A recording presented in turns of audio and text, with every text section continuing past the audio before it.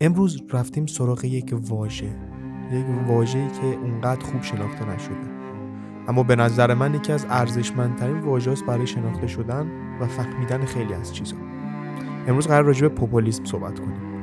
اصلا پوپولیسم چیه، از کجا اومده و یه نمونه بارزش رو میخوام براتون توضیح بدم تو این ویدیو که قطعا آخر ویدیو شما به فکر فرو خواهید رفت. پس حتما تا آخر ویدیو رو تماشا بکنید، چون آخر ویدیو قراره یه مثال به شدت مهم توی تاریخ حتی کره زمین براتون.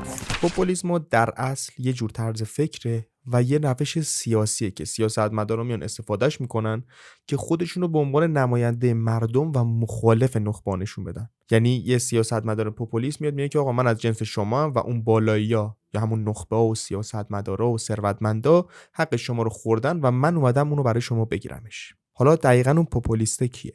پوپولیسم کسی که از این روش برای جلب حمایت مردم استفاده میکنه. حالا اصلا مهم نیستش که جناح چپ باشه یا جناح راست. مهم اینه که همیشه خودشو در برابر یک گروه قدرتمند قرار بده تا اینکه مردم بخوام فکر کنن که اون تنها کسیه که میتونه ازشون دفاع بکنه. مثلا یه پوپولیست چپگرا میاد میگه که سرمایه‌دارا ثروت شما رو استثمار میکنن، من میام ثروتتون رو میگیرم و بین مردم تقسیم میکنم اون ثروتی که از دست رفته. ولی از اون طرف یه پوپولیست راستگرا میاد میگه که آقا مهاجرا دارن کشور رو خراب میکنن، من میام جلوشون رو میگیرم. حالا یه سوالی که پیش میاد اینه که چرا مردم جذب پوپولیستا میشن؟ چون پوپولیستا حرفای ساده، قابل فهم و احساسی میزنن. وقتی مردم از وضع موجود ناراضی باشن، دنبال کسی رو میگیرن که دشمن مشخص و مقصر بدونه و یه راه حل سریع و بدون پیچیدگی رو بخواد ارائه بده. مثلا یه سیاستمدار عادی میاد میگه که مشکلات اقتصادی ریشه‌های عمیقی دارن و باید سیاست‌های چندگانه‌ای برای حلشون اجرا بشه.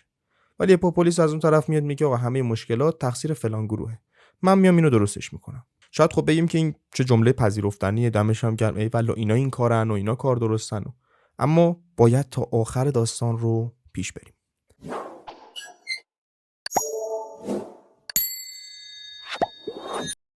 اصلا بریم سراغ این که پوپولیسم از کجا اومد. پوپولیسم یه چیز جدید نیست، از صدها سال پیش توی سیاست وجود داشته. اما خب اگه بخوایم یه نقطه شروع براش مشخص کنیم، برمیگردیم به قرن 19 توی آمریکا و روسیه. نمونه‌های اولیه پوپولیسم مدرن اونجا شکل گرفتن. توی آمریکا یه جنبش به اسم حزب مردم یا پیپلز پارتی توی 1890 راه افتاد. اینا میمدن چی میگفتن؟ میگفتن آقا ما از کشاورزا و کارگرا دفاع میکنیم، با بانکدارا و سرمایه‌دارای بزرگ ما مخالفت میکنیم. شعارشون هم خیلی ساده بود: بانک و دشمن شما. دولت باید برای مردم کار بکنه نه برای ثروتمندا. از اون طرف توی روسیه، توی همین دوره یه گروهی از انقلابیای روسی سعی میکردن که دهقانا رو علیه اشراف تحریک کنن. بهشون میگفتن که باید علیه طبقه‌های حاکم شورش بکنید. بعدن هم توی قرن 20 پوپولیسم خیلی قوی تر شد. مثلا توی آمریکای لاتین رهبرای مثل خوان پرون توی آرژانتین یا هوگو چاوز توی ونزوئلا با استفاده از شورای پوپولیستی به قدرت رسیدن. روی ورق این اصول پوپولیستی یه سری قاعده و اصول داره. مثلا چندین مرحله داره که بعد ازش استفاده کنن تا به نظرشون برسن. اولیش دشمن سازیه. همیشه دشمن معرفی میکنن که باعث بشه همه مشکلات بیفته گردنش. این دشمن میتونه نخبه باشه، میتونه رسانه باشه، میتونه مهاجر باشه، میتونه بانکدار باشه یا هر گروه مشخص دیگه. دومین نکته اینه که حرفای ساده و احساسی میزنن. خیلی از سیاستمدارا برنامه‌های پیچیده ارائه میدن، ولی پوپولیستا حرفاشون رو ساده، عامیانه و پر از احساسات میزنن. مثلا به جای اینکه بگن ما نیاز به سیاست‌های مالی اقتباسی داریم، میگن آقا اینا پول شما رو دزدیدن، من میرم برش میگردونم. سومی هم اینه که ادعای نمایندگی مردم میکنن. همیشه میگن من تنها کسی هستم که واقعا از مردم عادی دفاع میکنه و بقیه سیاستمدارا فاسدن. وجود تمام این توضیحاتی که دادم، سوال پیش میاد که آیا این پوپولیستا همیشه بدن؟ نه لزوما. بعضی از این پوپولیستا به مشکلات اشاره میکنن که واقعا وجود داره، ولی خب سیاستمدارای سنتی اومدن اونا رو نادیده گرفتن. مثلا بعضیا میگن که آقا پوپولیستای چپگرا باعث شدن که حقوق کارگرا بهتر بشه، یا پوپولیستای راستگرا مشکلات مهاجرت رو جدی‌تر کردن که یه مقداری مهاجرت بی‌رویه اتفاق نیفته. ولی مشکل اینه که بیشتر وقتا پوپولیستا وعده‌های بزرگ میدن بدون اینکه برنامه درستی برای اجراش داشته باشن. مشکل اصلی اونجاست. حالا نکته‌ای که ترسناکتر میکنه این پوپولیستا رو اینه که توی کشورهایی که دموکراتیک داره جلو میره، این پوپولیستا حتی در مواردی باعث دیکتاتوری میشن. خیلی وقتا پاپولیسم میاد به قدرت میرسه ولی کم کم سیستمش رو میاد جوری تغییر میده که خودش برای همیشه قدرت رو نگه داره. مثل چند تا مثال معروفش هم وجود داره، مثل هوگو چاوز و نیکولاس مادورو توی ونزوئلا، رجب طیب اردوغان توی ترکیه، آدولف هیتلر.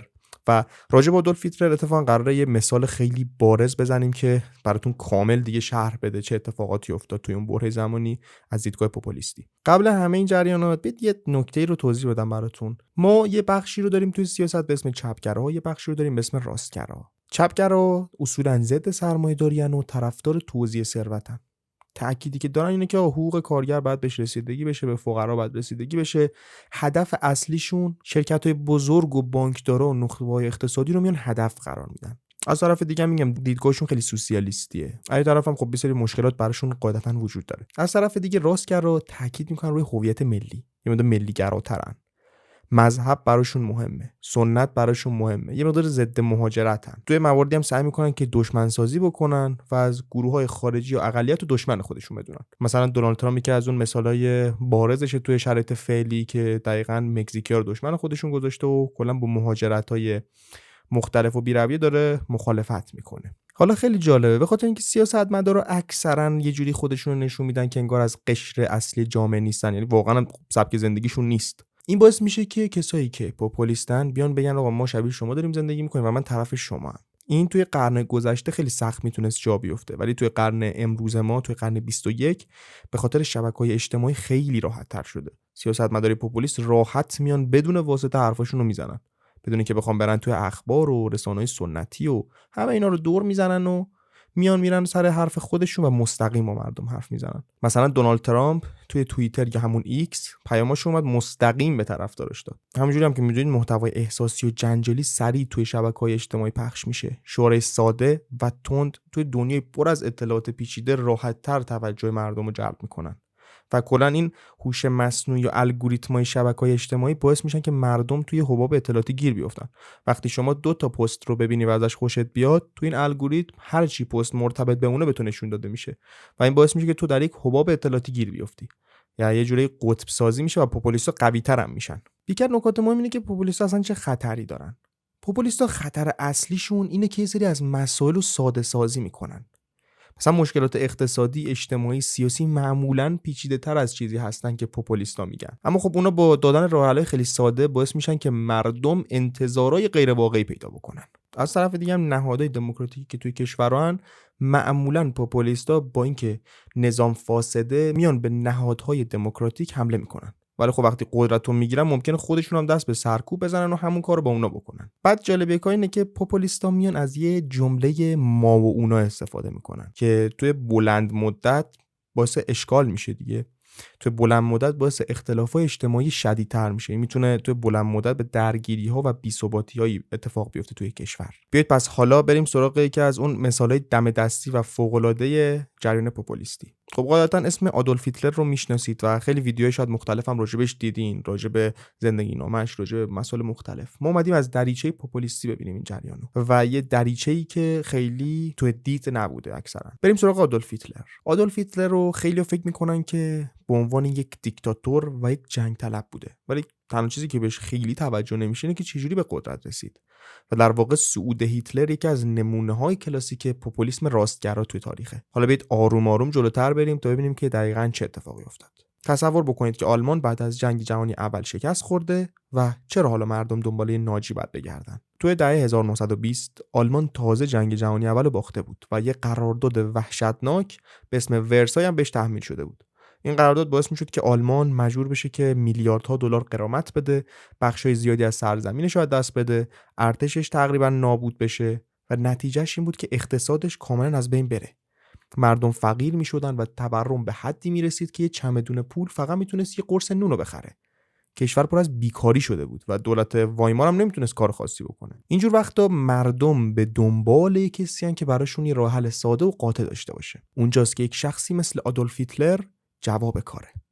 یه سخنران کاریزماتیک با شورای عامه پسند. شما تصور بکنید یه سرباز قدیمی و گمنام به اسم آدولف هیتلر شروع کرد به فعالیت توی یه حزب کوچیک به اسم حزب ناسیونال سوسیالیست کارگری آلمان که بعداً هم همون حزب تبدیل به حزب نازی شد و هیتلر یه سخنران فوق‌العاده بود و خیلی خوب میتونست که مردم چی میخوان بشنون.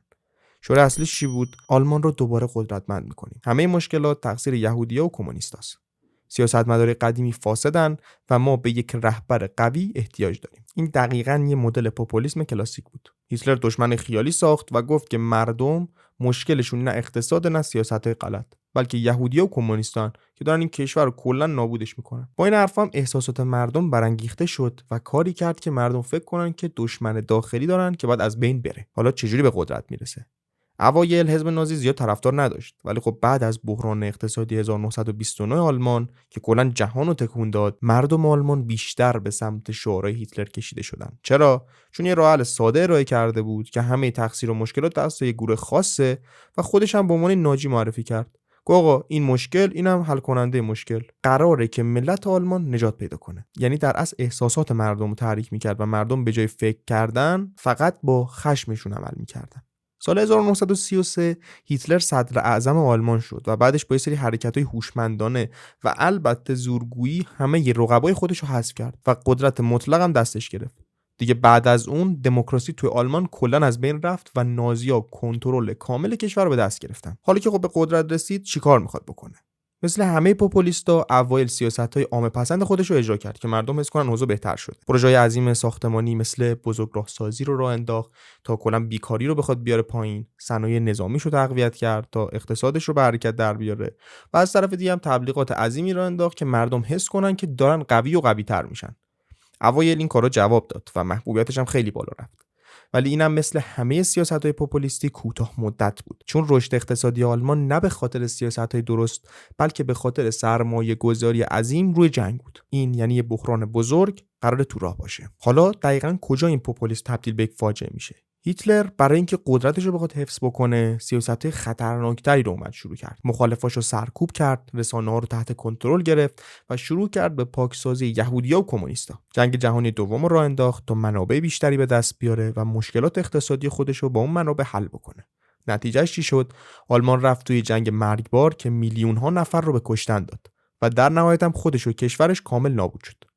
سال 1945 آلمان ویران شده بود. شهرهاش بمبارون شده بودن، مردمش توی فقر و بدبختی مطلق داشتن زندگی می‌کردن و اوضاع هر چقدر میرفت جلوتر بدتر میشد. این یه مثال کاملا بارز از یک رهبری که میتونه با شورای عامه پسند و احساس مردم اولش محبوب بشه ولی در نهایت کشور رو به سمت نابودی و نابود شدن بکشونه. مرسی که این ویدیو رو دیدید. اگر از این ویدیو خوشتون اومد حتما ویدیو رو لایک کنید، کانال رو سابسکرایب کنید، برامون نظراتتون رو کامنت کنید و در مورد اینکه بخواید ویدیوی دیگه هم ببینید اینجا براتون میذارم ویدیوها رو. یه بخشی برای فلسفه است و یه بخشی هم برای تاریخ. مرسی که هستین. تا دیدار دیگر بدرود. A voice of history and philosophy, a guiding light. From empires vast to thoughts profound.